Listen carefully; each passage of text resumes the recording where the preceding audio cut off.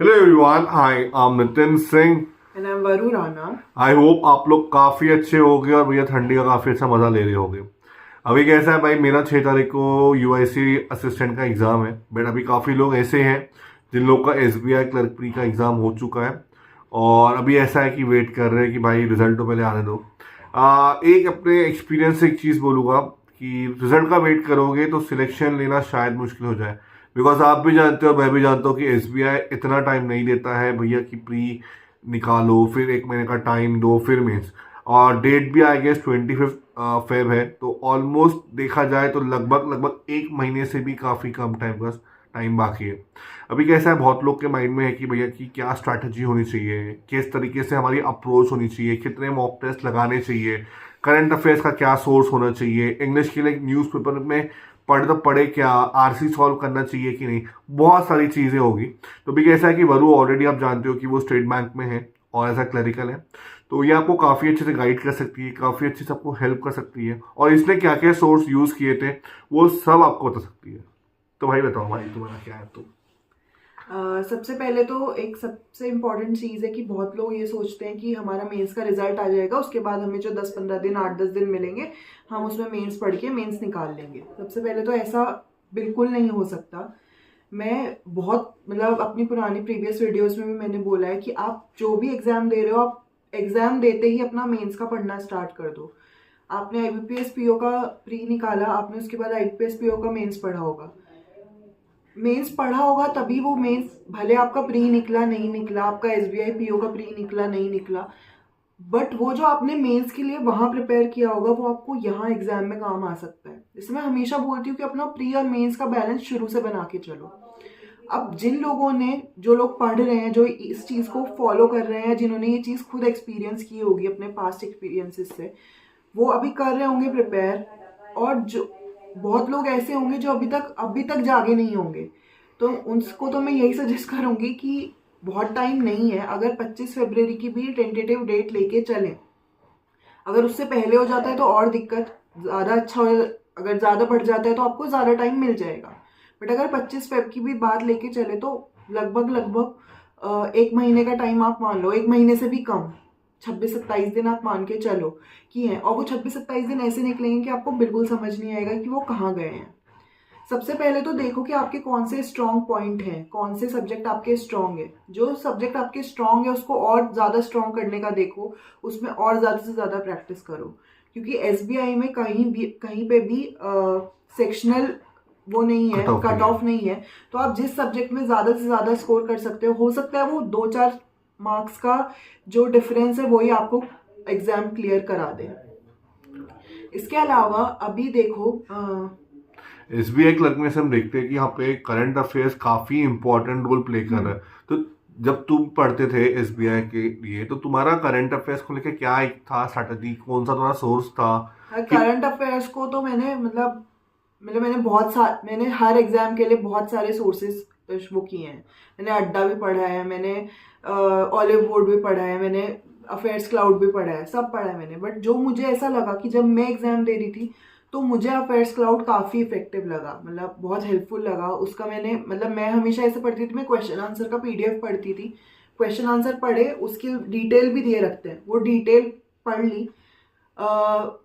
उसके बाद उसमें एक वो भी होता है कि उसमें हर महीने के 100 क्वेश्चन भी मिलते हैं आपको, मोस्ट इम्पॉर्टेंट वो हो जाता है। इसके अलावा ये सब चीज़ों को रेगुलर आप पढ़ते रहो। सबसे ज़रूरी है करंट अफेयर्स में, चाहे आप 1 महीने का करो चाहे आप 2 महीने का करो, जब तक आप उसको मल्टीपल टाइम्स रिवाइज नहीं करोगे ना, आपको वो वहाँ पे नहीं हेल्प देगा। और अभी जैसा मैं देख रही हूँ ना, डिटेल वाला ज़्यादा पूछा जा रहा है, तो आपको जाना ही पड़ेगा ऐसे सोर्स पे जो डिटेल्स आपको देता हो। अगर आप अड्डा, ऑलिव बोर्ड की भी आप मंथली पीडीएफ वो करोगे, उसमें एक एक लाइन में ख़त्म कर देते हैं वो।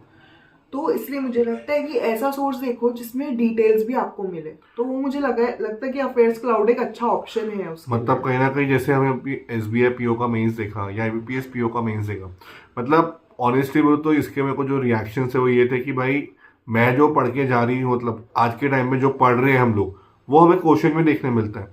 तो इसका मतलब ये है कि भाई अब आप 1 महीने का पढ़ो, 2 महीने का पढ़ो, इतना टाइम तो बाकी नहीं है। बट मैं जितना एक्सपीरियंस मैंने भी दिया हो एसबीआई क्लरिकल का, बट ऑलरेडी मैं भले क्वालिफाई नहीं करे, इनने क्वालिफाई कर चुके हैं। बट मेरा जो एक्सपीरियंस रहा है वो ये रहा है कि आप एसबीआई क्लर्क हो या कोई भी एग्जाम हो, current affairs it's all about multiple revision, it's not about multiple source कि भैया आप 5 जगह से पढ़ लो। 5 जगह से पढ़ तो लोगे, उसको याद करना, मगअप करना वो इंपॉर्टेंट है। भैया एसबीआई के लिए मैं ये बोलूंगा 2 से 3 महीना अच्छे से करो, किसी भी सोच से करो, आपकी इच्छा, कोई दिक्कत नहीं है। बट यदि मैं आज के टाइम में रेफर करूं तो मैं फर्स्ट राउंड के लिए बोलूंगा। अब मैं एक चीज जैसे और पूछूंगा भरू, एक बात बता, जैसे कि हम लोग ने देखा कि बहुत लोग का इंग्लिश जो है थोड़ा मतलब प्री तो हम निकाल लेते हैं क्योंकि भैया इतना कोई दिक्कत नहीं होती है वर्ड स्वैपिंग में। बट अगर जैसे मेंस के क्वेश्चंस आ रहे हैं, जैसे आईबीपीएस पीओ में भी क्वेश्चंस थे, काफी ट्रिकी थे, तो कैसे क्वेश्चंस को प्रिपेयर करना चाहिए इस समय? मेंस में सबसे ज़्यादा हमें रीडिंग कॉम्प्रीहेंशन के क्वेश्चंस देखने को मिलते हैं। 2 से 3 हमें रीडिंग कॉम्प्रीहेंशन देखने को मिलते हैं, मतलब 2 तो देखने को ही मिलेंगे, 2 से ज़्यादा भी देखने को मिलते हैं कभी कभी। तो उसके लिए सबसे इम्पॉर्टेंट है कि आपकी रीडिंग स्किल्स अच्छी होनी चाहिए। और मतलब पीओ मेंस की तरह इतना टिपिकल भी रीडिंग कॉम्प्रीहेंशन नहीं आते कि आप बिल्कुल अटेम्प्ट ही ना कर पाओ।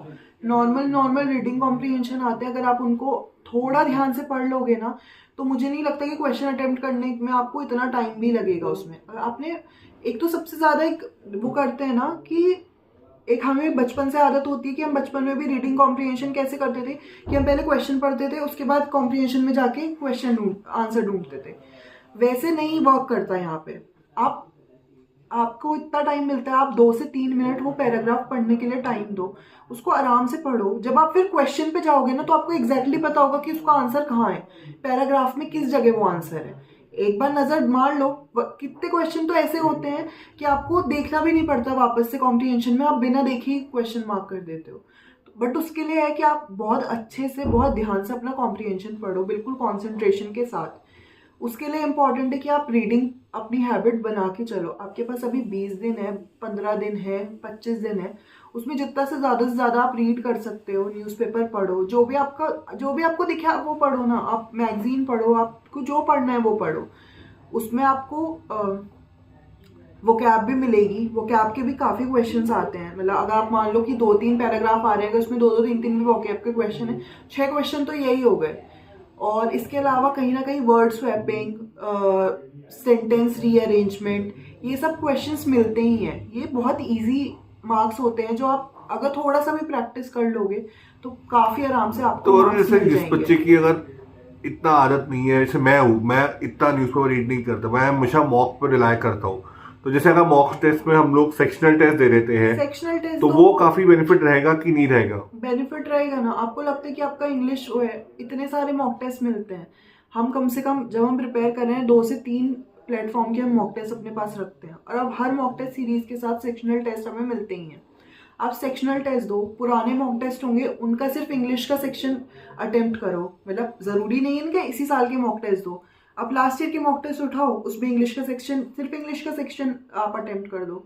इससे काफी आपको हेल्प मिलेगी। मतलब इन शॉर्ट भैया ऐसा है कि अगर हमारे पास अभी तक कुछ चीज नहीं है तो प्रीवियस ईयर के मेमोरी बेस्ड पेपर हमें टेलीग्राम ग्रुप पे भी मिल जाते हैं बहुत। अगर सर्च करें, गूगल पे डालोगे वहां भी मिलेंगे। अब ये तो बात हो गई इंग्लिश की। तो इंग्लिश को इन शॉर्ट में बोला जाए तो भैया रीडिंग सेंस सबसे इंपॉर्टेंट है। उसके लिए ये मुझे लगता है कि आप मॉक टेस्ट दो। जो न्यूज़पेपर रीड नहीं करते, जो न्यूज़पेपर रीड कर रहे हैं उनको जरूरत भी नहीं है, बिकॉज उन लोग को ऑलरेडी डेवलप हो चुका और होगा। बहुत लोग ऐसे होते हैं जो मतलब कि अरे हमें तो इंग्लिश में कुछ नहीं आता। देखो, ये सोच के कि हमें इंग्लिश में कुछ नहीं आता बैठ जाने से आपको कोई हेल्प नहीं मिलेगी। आप थोड़े से एफर्ट डालोगे, शायद आपके अगर 10 नंबर आते होंगे तो शायद वो बढ़ के 15 हो जाएंगे। बट अगर आप ये सोच के बैठोगे कि हमारे तो कुछ होगा ही नहीं, तो हो सकता है वो 10 भी नेगेटिव में जाके 8 हो जाए। तो उससे बेटर है कि आप कुछ ना कुछ करते रहो, कहीं ना कहीं अपने एफर्ट्स डालते रहो। भले आपको इंग्लिश समझ आती है नहीं आती है, बट अगर आप कॉन्टिन्यूस करते रहोगे ना तो आपके मार्क्स बढ़ेंगे ही बढ़ेंगे। अब ये बात मैं कैसा पर्सनल है, एक्सपीरियंस से अब बोल बात रही हूँ। कैसी है ना कि जैसे कि हम देखते हैं मैथ सेक्शन हो गया या रीजनिंग का सेक्शन हो गया। मोस्टली हम लोग रीजनिंग को काफी स्ट्रांग फोटे समझते हैं। बहुत लोग का रीजनिंग काफी स्ट्रांग होगा, बट मेरे को ऐसा फील हुआ जैसे कि हमने एसबीआई पीओ का पेपर देखा या आईबीपीएस पीओ का पेपर आपने देखा होगा, जिसमें सबसे ज्यादा जो वेटेज दिया, अगर पजल छोड़ दो तो पजल ही पजल, ऑलमोस्ट सिर्फ पजल अगर छोड़ दो तो उसका क्रिटिकल रीजनिंग का वेटेज सबसे ज्यादा था। तो मैं एक चीज बता, क्रिटिकल रीजनिंग में जैसे स्टेटमेंट असम्पशन के क्वेश्चन है, क्रिटिकल रीजनिंग थोड़ा वैसा सब्जेक्ट हो जाता है कि सब लोगों का एक तो सोचने समझने का तरीका वैसा नहीं होता। तो वो थोड़ा सा हो जाता है। लेकिन अगर आप पजल्स भी देखोगे ना, पजल्स में अगर 5 पजल्स आ रही हैं, 2 पजल आपको ईजी मिलेगी।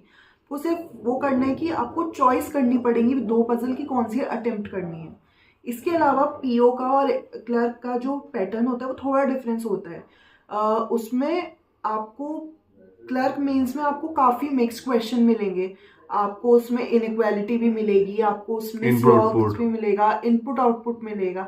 ऐसे ही मैथ्स में भी सिर्फ डीआई नहीं आता है, डीआई के अलावा भी क्वेश्चंस मिलेंगे, क्वाड्रेटिक मिलेगा, डेटा सफिशिएंसी मिलेगी, और इसके अलावा अरिथमेटिक मिलेगा, और डीआई भी डुएबल भी डीआई मिलेगी। ऐसा नहीं कि सारी अरिथमेटिकल डीआई मिल रही है, उसमें डुएबल डीआई भी आपको मिलेगी।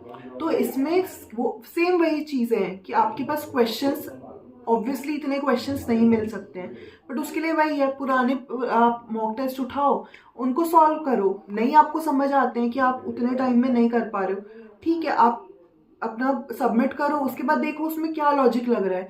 जब आप एक ही मतलब आप देखो, आप डीआई के 15-20 तरह के लॉजिक देख लोगे, तो आप वहाँ कम से कम एक डीआई तो बनाओगे, उन 15-20 लॉजिक में से कोई तो लॉजिक लगेगा ना उसमें। तो यही है, इन सब चीज़ों में सिर्फ आपको लॉजिक ढूंढना होता है। आप वो नहीं देख सकते कि अरे ये ऐसी डीआई तो हमने करी ही नहीं। डीआई कभी कोई वैसी नहीं करता है, सिर्फ लॉजिक लगाने पड़ते हैं। तो उसके लिए प्रैक्टिस ही एक सबसे इम्पोर्टेंट चीज़ है। मतलब इन शॉर्ट बोला जाए, कहीं ना कहीं जितना कोई भी आप गवर्नमेंट की एग्जाम दो, चाहे एसबीआई दो, आईबीपीएस दो, XYZ एग्जाम, आज के टाइम में इतना मैंने देखा कि चॉइस ऑफ क्वेश्चन सिलेक्टेड होके काफ़ी इंपॉर्टेंट हो चुका है। बिकॉज वो हमारे एक सर थे, गधे घोड़े सब दौड़े, गिरे पड़े फिर भी दौड़े। तो मतलब इसका मतलब ये है कि भैया आप भी दे रहे हो और टॉपर भी दे रहा है, और वो बंदा भी जो सिलेक्ट नहीं हो रहा है। डिफरेंस है एक चीज का है, जो सिलेक्ट होकर बैठा हुआ है उसने सही क्वेश्चन को पिक किया है, जो टॉपर बैठा है उसने वो सिलेक्ट में से भी सबसे बेस्ट सिलेक्ट करके अपना स्ट्रॉन्ग पॉइंट वाले क्वेश्चन को सिलेक्ट करके बैठ के टॉपर बना, और जो सिलेक्ट नहीं हुआ उसने कुछ देखा नहीं, जैसा मैं खुला टूट पड़ा, गिरा, फेल हुआ, बस ये डिफरेंस है। तो मैं एक चीज बोलूंगा भाई, चाहे मैं तो बैंक ऑफ इंडिया में, स्टेट बैंक में है, हम दोनों ने कहीं ना कहीं जो हमने चीज देखी है वो ये देखी है कि भैया चॉइसिंग ऑफ क्वेश्चन आज के टाइम में सबसे इंपॉर्टेंट है। और एक चीज और बोलूंगा लास्ट पे कि अभी बहुत पेपर खत्म हो चुके हैं, लास्ट अटेम्प्ट सब लोग का एसबीआई का, जितना हो सके जितना ज्यादा इस समय अपने आप को टाइम दोगे बेस्ट रहेगा। बाकी वरू बता दे भाई, मैं लास्ट में तू क्या बोलेगी? बाकी अभी कोई एग्जाम्स नहीं है, आप पूरा फोकस इस एग्जाम पे कर सकते हो। यूआईसी वगैरह आपने भरा होगा तो वो भी सेम ही, मतलब अगर आपने यूआईसी असिस्टेंट भरा होगा सेम लेवल सेम रहेगा, सेम पैटर्न है, सिर्फ एक कंप्यूटर का सेक्शन उसमें बढ़ जाता है। तो कहीं ना कहीं सिमिलर पैटर्न आपको देखने को मिलेगा, तो आपको इतनी प्रॉब्लम नहीं होगी, आप कर सकते हो आराम से। तो बस यही बोलूँगी कि पूरे फोकस के साथ जो जो चीज़ें मैंने बताई हैं, या आप ऐसा नहीं है कि सिर्फ हमें ही फॉलो करते होंगे, बहुत सारे यूट्यूबर्स को फॉलो करते होंगे, तो वो भी कुछ ना कुछ आपको इनपुट्स देते ही होंगे। तो जैसे भी आपको सही लगे, थोड़ा अपना आराम से बैठ के आधा 1 घंटा अपने लिए सोचो कि आपके लिए क्या स्ट्रैटेजी वर्क करेगी, और उस सब चीज़ को कंपेयर करके अपना बेस्ट देने का पूरा ट्राई करो।